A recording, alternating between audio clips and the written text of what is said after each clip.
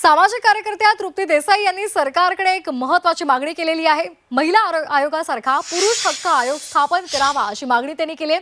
वाढत्या पुरुष अत्याचाराच्या घटनांमुळे त्यांनी ही मागणी केली आहे। सरकारकडे पुरुष हक्क आयोगाच्या स्थापनेची मागणी करण्यात आलेली आहे। राज्यामध्ये पुरुष अत्याचाराच्या वाढत्या घटना या दुर्दैवी आहेत आणि अशा घटना थांबवण्यासाठी राज्य सरकारने महिला आयोगाच्या धर्तीवर पुरुष आयोगाची स्थापना करावी अशी भूमिका त्यांनी घेतलेली आहे।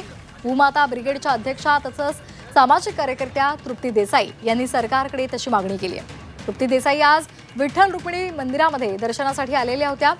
दर्शनानंतर देसाई यांनी माध्यमांशी संवाद साधला। अलीकडच्या काळामध्ये पुरुषांवरील होणाऱ्या अत्याचार त्याचबरोबर अन्यायाच्या घटना वाढलेल्या आहेत आणि या संदर्भात देसाई यांना प्रश्न विचारला असता पुरुष आयोगाची मागणी त्यांनी केलेली आहे।